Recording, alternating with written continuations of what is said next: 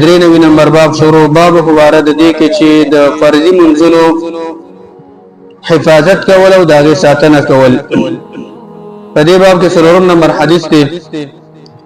معاذ بن جبل روایت رضی الله عنه داوی چې بعثني رسول الله صلى الله عليه وسلم الى اليمن. ز رسول الله صلى الله عليه وسلم یمن ته لېږلی ما د یمن خلکو ته دعوت کول هغوی ته دین زده کول چې په دغه وخت کې دغه ته نصارا اوسېدل. فقال د الله پیغمبر صلی الله علیه وسلم ورته ویله معاذ بن جبل چې کله لېږو د الله پیغمبر ته طریقه د دعوت خودله وصیت ورته وکړو انک تاتی قوما من اهل الكتاب یقینا تورزی دي چې یو قوم ته چې هغه د اهل کتابونو دي نصارا دي. اهل کتابونو مراد ته نصارا اوسېدل. نو ته به دا طریقه اختیار کې او دعوت به ورته په دې طریقه معنوي کې چې فدعوهم الى شهادة ان لا اله الا الله واني رسول الله. اول دعوت به دوی ته دا ورکړي شهادت د دې خبر ده چې یقینا نشته حقدار د بندګۍ صرف یو الله دې مگر یو الله د بندګۍ مستحق ذات ته او یقینا زه د الله پیغمبر يم. اول دعوت به دې خلکو ته دې خبرې وکړي چې شهادتین وي. فانهم اطاعوا لذلك چرته دوی دغه خبرې تابعداري وکړه دا د سره ومنل چې یوازې یو الله د بندګۍ مستحق ذات ته او د الله پیغمبر صلی الله علیه وسلم د الله نبی دی. کدا خبره ومنله فاعلمهم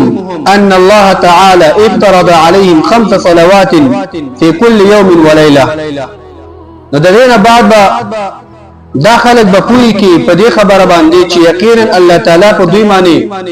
15 وختونه منځونه په دوی باندې فرض کړل په شپه او ورځ کې. د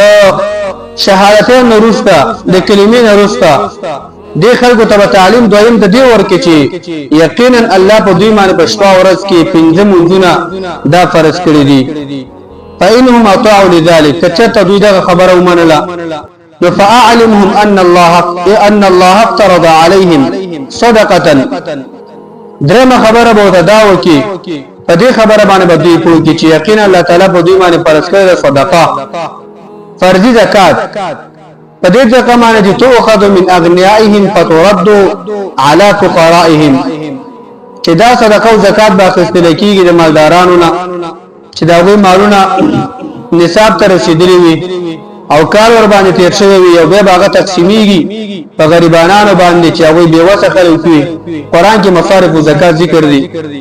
غریبانو مسکینانو ته ورکول کیږي.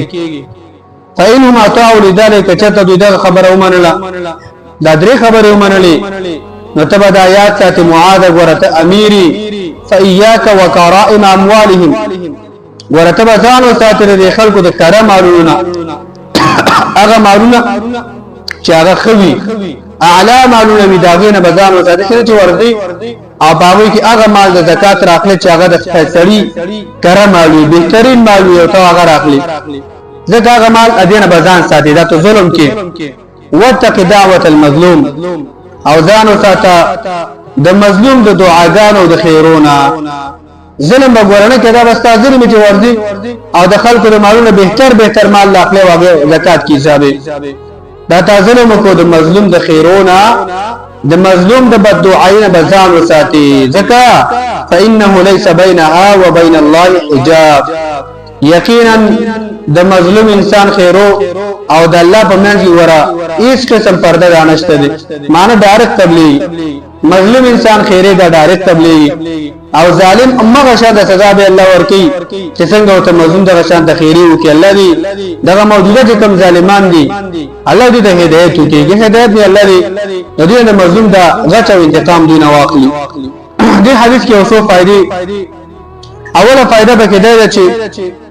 اسلامی حاکمان له بکار ده چې د الله توحید د پاره به دعات لېږي ملکونو ته دغه شان ته کړو ته باندې ته قارون ته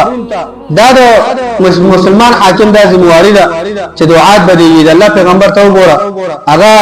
د خپل ځان په نمائندګۍ باندې دعوت د پاره یمن څومره لري د سعودي نه د مدینه یمن څومره لري آلته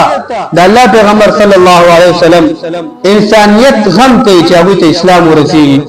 خلک د ور نه بچي خلک جنت ته لاړ شي دا اسلامي حاکمانو ذمہواری ده دغه فائدہ به کېدار چې دا کم کس چې چاته لګل کیږي نو دا شانته د لګور کې کس له حاکم له پکار دي چې دا کم خلکو ته لګي داغه حالات به د لګور کې کس ته بیان شي تاسو ته لګي داغه حالات ته باید بیان کړي وردادي چې خلک دي او بدی تر کومه بابو ته دعوت کیږي داغه حالات ته بیان شي ترڅو دا داغه خلکو په حالات باندې پوهی چې دعوت هغه ته کومه شروع پیل کی درېمه فائدہ به کېدا ده چې اول خلکو ته اوله خبره او اول دعوت ورکول کی ګره مونږ او روزي او فلانکي او دا مسائل معاملات نو اول با دعوت ورکول کیږي د شهادتینو د یو الله بندگی کول او د یو هغه پیغمبر خبره منل دین د دغه دوه نه جوړ لباس او درېمه فائدہ به کېدار چې د شهادتین وروسته بهترین او مهمه خبره چې ډېر اهمه ده مونږ دې یو سره چې څومره اخلاقی ګره څومره اخلاقی صابری خو چې مونږ کې دا ډېر بد اخلاق انسان دی د مونږ پر خودون نه غټه بد اخلاقی نشته په مونږ کې د سستۍ نه بل غټه بد اخلاقی نشته په مونږ کې د بے پامۍ نه بل غټه بد اخلاقی نشته څنګه سره ډېر اخلاقی دی یره دا مونږ نه دی مونږ چې دا غټه مسله ده د لا اله الا الله محمد رسول الله رسول صلی الله علیه وسلم مهمه خبره په اسلام کې دا مونږ دی اول ته په مانځ کېږي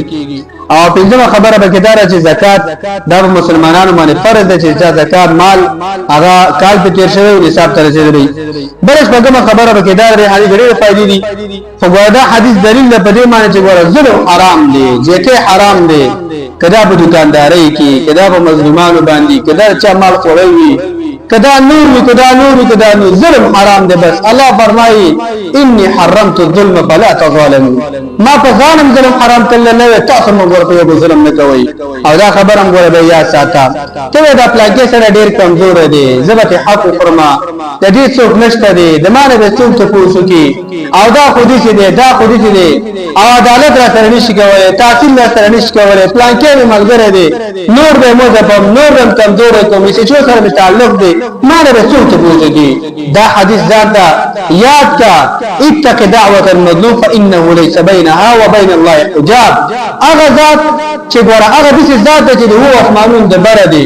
او داغه نه بره به اوبدي داغه نه بره به عدا د الله تعالی دغه شان تاغه عرش ته د الله کرسی دا هغه من الله استوا کړه او د امور نو کړه لاندې چې کوم اوبدي او په دغه اوبدي کوم میګه په توره غټه باندې ګرځي په توره شپه دغه په شای مل پیږي دغه موضوع چې خو واځي د استاد بارک وي چې الله دې حالات کا الله دې تبا کا الله دې و در دوا دا الله دې بچو په در باندې و در دوا نو ته څه چې دا خیر باندې قبليږي د الله د پیغمبر په ټول انسانیت کې رښتینی انسان وي چې د الله او د مظلوم د خیر په منځ کې هیڅ قسم پرده نشته معنی چې ډایرک الله ته رسیدو ډایرک الله قبلي الله دې متوسط ظلم نو ساتي دې خبره الله متوسط موږ توفیق راکړي وصلی الله علی نبینا محمد